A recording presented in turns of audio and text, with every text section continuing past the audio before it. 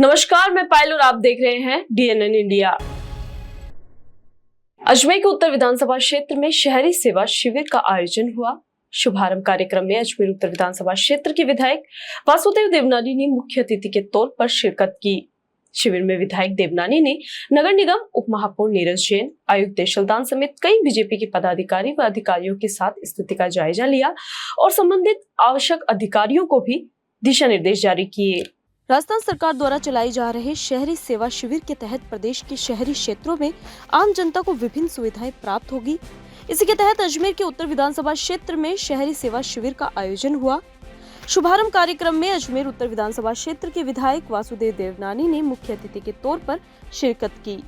शिविर में विधायक देवनानी ने नगर निगम उप महापौर नीरज जैन, आयुक्त देशलदान समेत बीजेपी के कई पदाधिकारी व अधिकारियों के साथ स्थिति का जायजा लिया।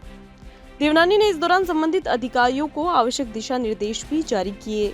वहीं मीडिया से बातचीत के दौरान वासुदेव देवनानी ने कहा कि 17 सितंबर से 17 अक्टूबर 2025 तक चलने वाले शहरी सेवा शिविर अजमेर के उत्तर विधानसभा क्षेत्र के वार्ड 1, 2, 3 व 4 में आज शुभारंभ हुआ। इस शिविर में जनता से जुड़े कई कार्य जैसे जन्म मृत्यु प्रमाण पत्र, पट्टे, आवासीय योजनाओं के तहत चेक समेत विभिन्न कार्य राजस्थान सरकार की भावना के अनुरूप मिले हैं। इसके लिए शिविर के आयोजन किए जा रहे हैं। कहा कि संबंधित अधिकारियों को आवश्यक दिशा निर्देश भी जारी किए गए हैं और कहा गया है कि शिविर को औपचारिक न होने दिया जाए। साथ ही अजमेर की जनता की समस्याओं का समाधान करें, किसी को भी निराश वापस न लौटाएं। 48 कच्ची बस्तियां जो एडीएस से निगम में स्थानांतरित हुई थी, उनके पट्टे भी निगम द्वारा ही बनाए जाएंगे और शिविरों में भी इसके लाभ दिए जाएंगे। देवनानी ने आम जन से अपील की है कि वे ज्यादा से ज्यादा इस शिविर का लाभ लें। आज शहरी सेवा केंद्र के इस अभियान के तहत अजमेर उत्तर में पहला शिविर जो वार्ड 1, 2, 3, 4 के जन के लिए हो रहा है, उसका आज उद्घाटन हुआ है। इसमें जनता से जुड़े हुए कई काम जैसे फायर एनओसी है, जन्म मृत्यु विवाह प्रमाण पत्र है, पट्टे हैं और अपने आवासीय योजना के चेक हैं से लेकर के कई जो समस्याएं थी वो एक ही जगह पर राजस्थान सरकार की भावनाओं के अनुरूप उनको मिले, उसके शिविर शुरू हुए हैं। आज ये पहला शिविर है और इसमें जन समूह में जो उत्साह देख रहा हूँ, मैं समझता हूँ कि यहाँ की जनता की जो समस्या है उसका समाधान हो सकेगा। इस अवसर पर मैंने जहाँ जन से अपेक्षा की है कि अधिक संख्या में आकर के अपनी समस्याओं के यहाँ पे समाधान करवाएं और साथ में अधिकारियों से भी अपेक्षा की है तो इसको औपचारिक न बनने दें या हर व्यक्ति जो आए उसकी समस्या का समाधान करें। कुछ कागजी खाना पूर्ति ज़रूर करवाएं लेकिन किसी को भी निराश नहीं लौटाएं। और साथ में एक आग्रह जो मेरे पास समस्या आई थी कि जो 48 कच्ची बस्तियां एडीएस से निगम को ट्रांसफ़र हुई थी, उन 48 बस्तियों के जो पट्टे हैं वह भी निगम ही बनाएगा और इन शिविरों में ही बनेंगे, ऐसा सरकार ने निगम ने निर्णय किया है।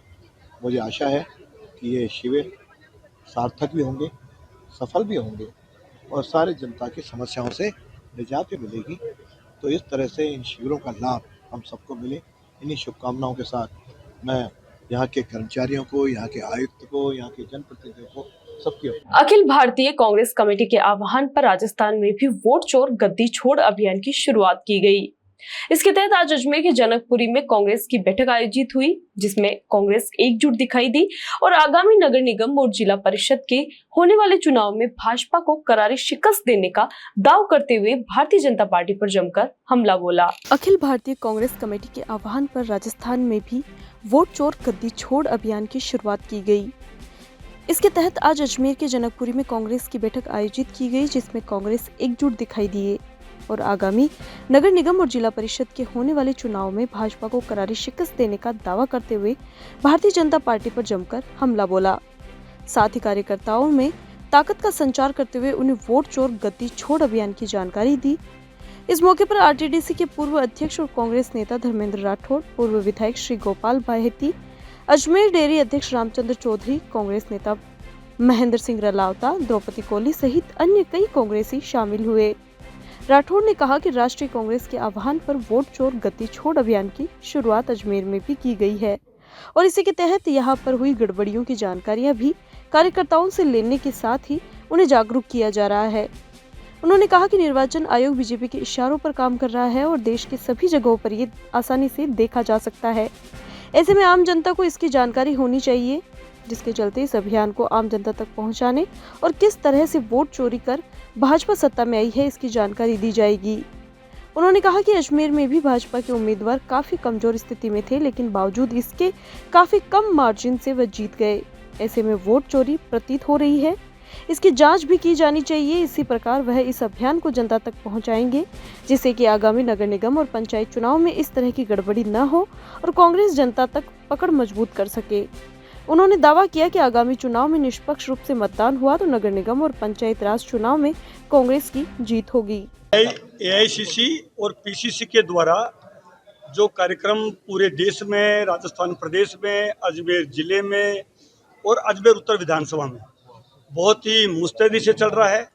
राहुल गांधी जी की जो भावना है कि ये जो वोट चोरी से सरकार बनी है, और उन्होंने केवल आरोप कहने को नहीं लगाया है, उन्होंने प्रमाणित रूप से गवाह पेश किया है और जनता को बताया है कि कैसे लाखों वोटों की चोरी चुनाव आयोग बीजेपी को प्रोटेक्ट कर रहा है। कभी नहीं होता है कि चुनाव आयोग पे आरोप लगे और वो विपक्षी नेता को या आरोप लगाने वाले से एफिडेविट मांगे। ये आज तक देश में कहीं नहीं हुआ है। राहुल गांधी जी ने अभी कल फिर ज्ञानेश कुमार जी से आग्रह किया, निवेदन किया कि आपने 6018 वोट एक विधानसभा में कैसे रातों रात डिलीट किया है, ये भी उन्होंने प्रमाण दिया है। तो हमारा काम है, राहुल गांधी जी का जो संदेश है, पूरा राजस्थान जो है, हमारा प्रदेश कांग्रेस के अध्यक्ष है डोटासरा साहब, विपक्ष के नेता हैं हमारे जूली साहब, पूर्व मुख्यमंत्री आदरणीय अशोक गहलोत साहब, अभी आपने देखा थोड़े दिन पहले दौरे पे भी आए, वो स्वास्थ्य नगर के लोगों का हालचाल जानने। पूरी कांग्रेस पार्टी हम जो बैठे हैं एकजुट होकर राहुल गांधी जी का जो संदेश है और खास तौर पे वोट चोर गद्दी छोड़, इस अभियान को हम जन जन तक ले जा रहे हैं। वैसे ये अभियान बहुत पॉपुलर हो गया है, सबकी आंखें खुल गई है कि किस प्रकार से वोट चोरी हो रही है। आपके सामने महेंद्र सिंह जी रलावता बैठे हैं, बहुत मामूली वोटों से अजमेर से ये चुनाव हारे हैं।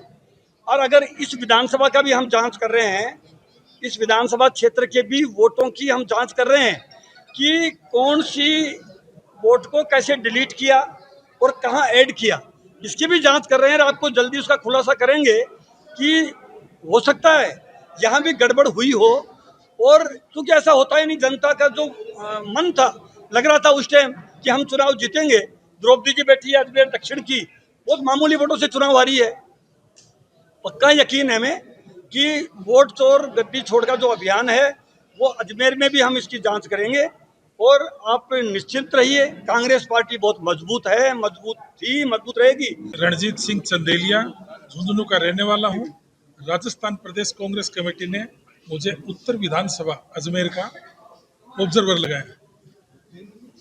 मेरी ड्यूटी स्पेशली ये रहेगी कि ऑल इंडिया कांग्रेस के द्वारा, आदरणीय राहुल गांधी जी के द्वारा वोट चोर गद्दी छोड़ अभियान पूरे भारत के अंदर जोर शोर से चल रहा है। मेरी ड्यूटी ये रहेगी कि अजमेर विधानसभा में मैं इस कार्यक्रम को बूथ लेवल तक लेके जाऊं, लोगों को बताएं कि आपका वोट चोरी हो रहा है। इस चीज के लिए जागरूक करने के लिए ये जागरूकता अभियान है। और कुछ पूछना हो तो बताओ। नहीं, आगे वो भी अजमेर के अंदर उत्तर विधानसभा में दोनों ब्लॉक की मैं मीटिंग ले रहा हूँ। इसके बाद ब्लॉक कांग्रेस के बाद मैं मंडल की लूंगा, मंडल के बाद बूथ लेवल तक जाने की मैं पूरी कोशिश करूंगा। इस अभियान को मजबूती से अजमेर उत्तर विधानसभा में इसको फैलाएंगे। सरकार साहब, मेरे हिसाब से अजमेर में ये पूर्व जिलाध्यक्ष बैठे, विधायक जी बैठे, ये बैठे, ये डॉक्टर साहब बैठे, वो कैंडिडेट वो बैठे, दोनों कैंडिडेट बैठे, तो नहीं वो कोई हो सकता, कोई काम हो, ऐसा नहीं। ये ब्लॉक का कार्यक्रम है। ये उत्तर के बैठे, है? उत्तर का बैठा नहीं, वैसे तो फिर मेरे को बोल दोगे आप कैंडिडेट नहीं है, वो नहीं है, वो बाकी इनसे पूछ लो। मेरा काम वोट छोड़ गति छोड़ अभियान के तहत मैं प्रभारी हूँ। बाकी सीनियर लीडर बैठे नहीं, गुटबाजी खत्म है यहाँ पे। आपको पता है ना कांग्रेस कितने वोटों से आ रही है यहाँ पे, 2-3 हजार से। नगर निगम अजमेर की ओर से दशहरा महोत्सव 2025 के लिए तैयारियां पूर्ण कर ली गई है। इस बार रामलीला मंचन जवाहर रंगमंच की जगह सूचना केंद्र में आयोजित होगा।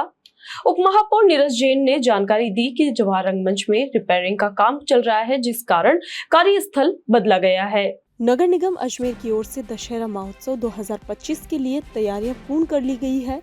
इस बार रामलीला मंचन जवाहर रंगमंच की जगह सूचना केंद्र में आयोजित होगा। उप महापौर नीरज जैन ने जानकारी दी है कि जवाहर रंगमंच में रिपेयरिंग का काम चल रहा है, जिस कारण कार्यक्रम स्थल बदला गया है। महोत्सव की शुरुआत 22 सितंबर को नवरात्रा महोत्सव के साथ होगी। इस दिन आजाद पार्क में मां दुर्गा की प्रतिमा स्थापना के साथ ही विभिन्न थीम बेस्ड गरबा कार्यक्रमों का आयोजन होगा। रामलीला मंचन प्रतिदिन सूचना केंद्र में होगा, जबकि 27 सितंबर को शाम 4 बजे राम बारात पुरानी नगर निगम भवन से प्रारंभ होकर नया बाजार आगरा गेट होते हुए सूचना केंद्र पहुंचेगी। समापन 2 अक्टूबर को पटेल मैदान में रावण दहन के साथ होगा। रामलीला कमेटी के संयोजक के त्रिपाठी व सह संयोजक पार्षद व अधिकारी रहेंगे। राम बारात की संयोजक हेमंत साखला और उनकी टीम जिम्मेदारी संभालेंगी। रावण दहन कार्यक्रम पार्षद गजेंद्र सिंह रलावता और उनकी टीम की ओर से आयोजित किया जाएगा। नगर निगम की ओर से विभिन्न समितियां बनाकर संपूर्ण कार्यक्रम की तैयारियां पूर्ण कर ली गई है। नवरात्रा महोत्सव, दशहरा महोत्सव नगर निगम अजमेर हर वर्ष की भांति बड़े धूमधाम से इस बार भी मनाने वाला है। नगर निगम अजमेर द्वारा इसकी तैयारियां पूर्ण कर ली गई है। हमारे द्वारा इस बार हमारी माताजी जो दुर्गा माँ 9 दिन हमारे बीच में विराजेंगी, उनकी स्थापना 22 सितंबर के दिन प्रातः 11 बजे माताजी की आरती और उनकी स्थापना के साथ में आज़ाद पार्क में करने वाले हैं। और भगवान राम की लीला, रामलीला, इस बार हम उसको हमारे सूचना केंद्र में वो रामलीला 22 तारीख से प्रारंभ होकर शाम को 7 बजे से प्रारंभ होकर के 3 अक्टूबर तक वो रामलीला हमारी चलने वाली है, जो जिसको देखने के लिए अजमेर की जनता उमड़ती है। क्योंकि इस बार जवाहर रंगमंच में हम, क्योंकि वहाँ काम चल रहा है, रिपेयरिंग चल रही है, इसलिए उसको हमने सूचना केंद्र में जो हमारा ओपन एयर थिएटर है वहाँ पर शिफ्ट किया है। वहाँ पर रामलीला होने वाली है और हमारे युवाओं की जो धड़कन बढ़ाता है, युवाओं में उत्साह उमंग का संचार जो करता है, हमारा गरबा, रास, डांडिया इस बार आज़ाद पार्क में विभिन्न थीम्स के साथ होने वाला है, जो कि 22 तारीख को प्रारंभ होगा।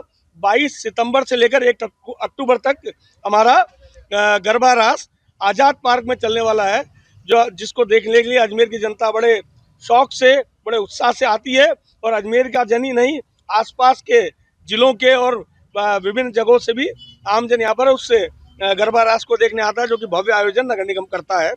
और इस बार हमारा जो रावण दहन है, दशहरा का महोत्सव का जो समापन है, वो 2 अक्टूबर को हमारे पटेल मैदान में होने वाला है। वहाँ पर रावण का दहन होने वाला है। और 27 तारीख को, क्योंकि रामलीला का हमारा कार्यक्रम चलेगा, उसमें रामलीला में राम जी की बारात भी निकलेगी। 27 तारीख को शाम को 4 बजे हमारी राम बारात, जो कि हमारा पुराना नगर निगम का भवन है पृथ्वीराज मार्ग में, वहाँ से प्रारंभ होकर नया बाजार आगरा गेट होते हुए सूचना केंद्र पहुँचेगी।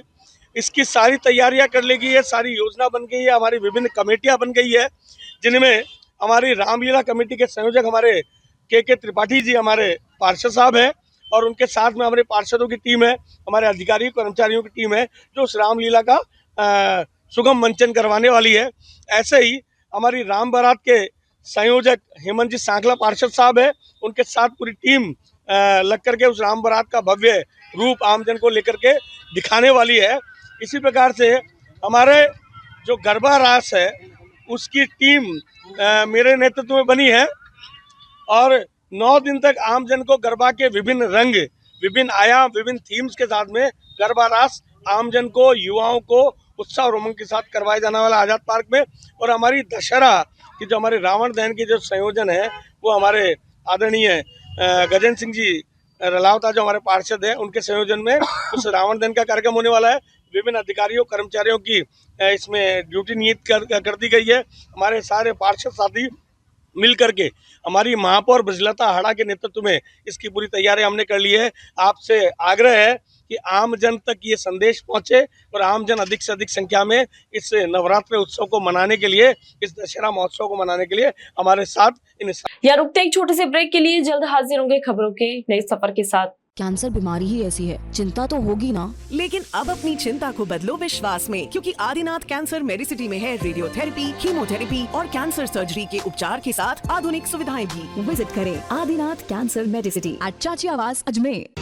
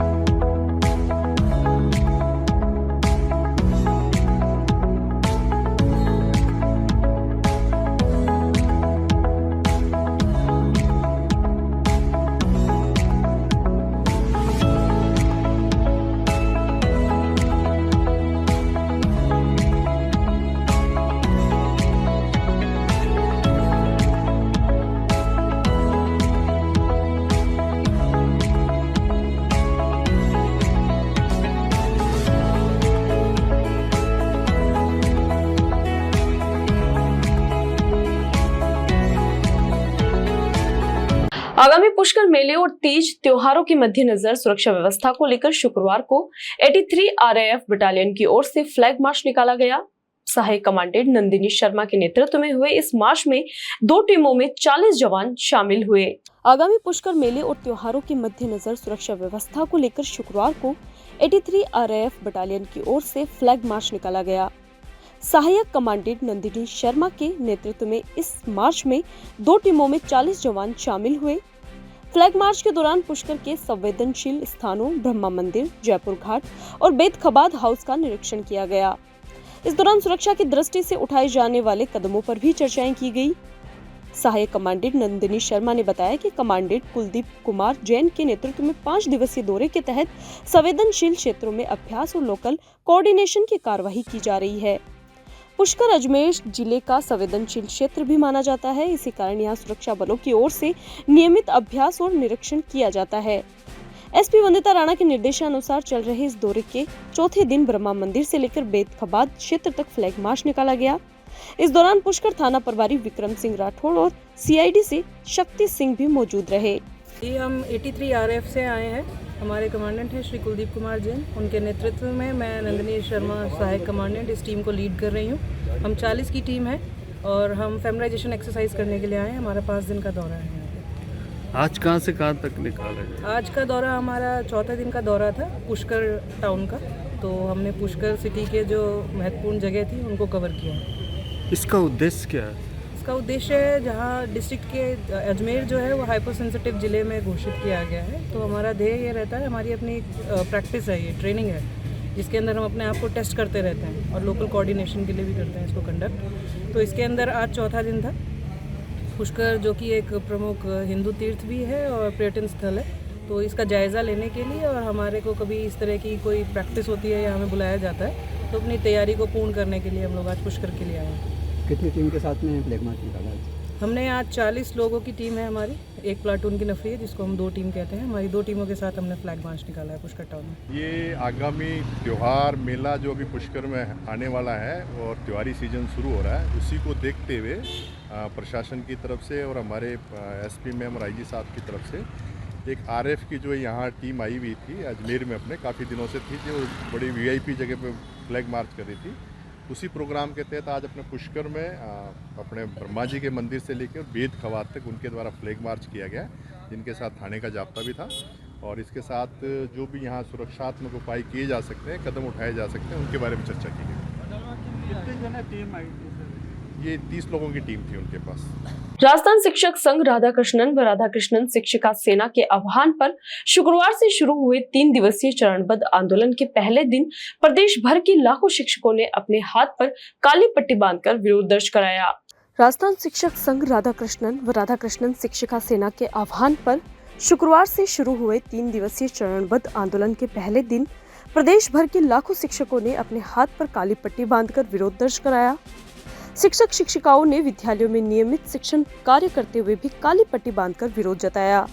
इतना ही नहीं, चतुर्थ श्रेणी कर्मचारी भर्ती परीक्षा में ड्यूटी दे रहे शिक्षक भी काली पट्टी पहनकर उपस्थित हुए।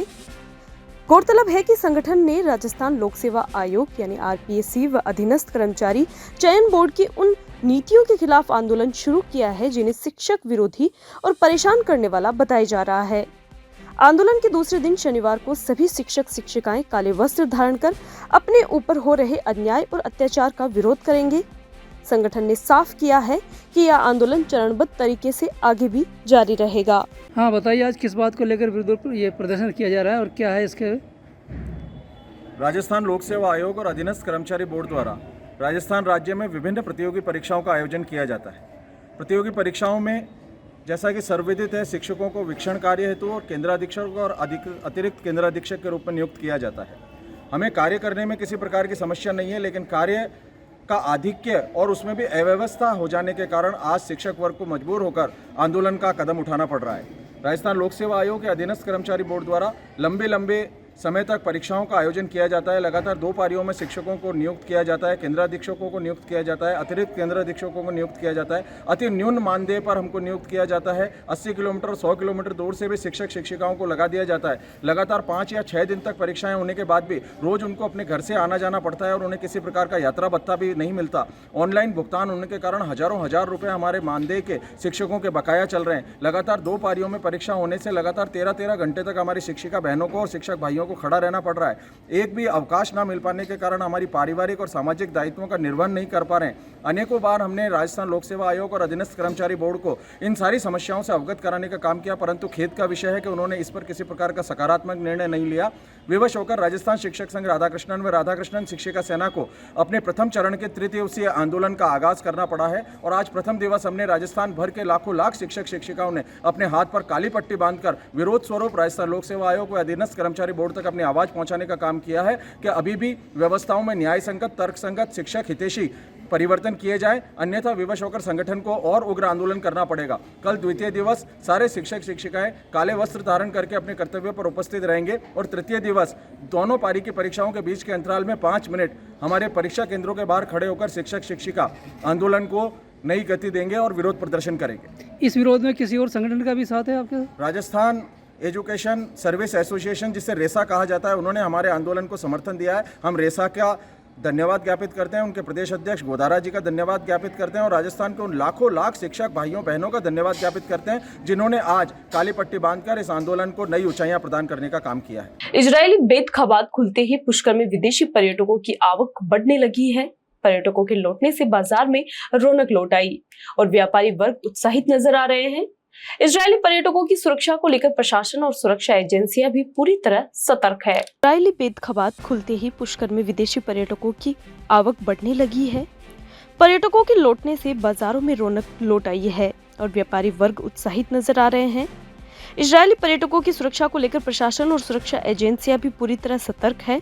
शुक्रवार को सहायक commandant Nandini Sharma, RAF, CID अधिकारी शक्ति सिंह और थाना प्रभारी विक्रम सिंह राठौड़ ने संयुक्त रूप से औचक निरीक्षण किया।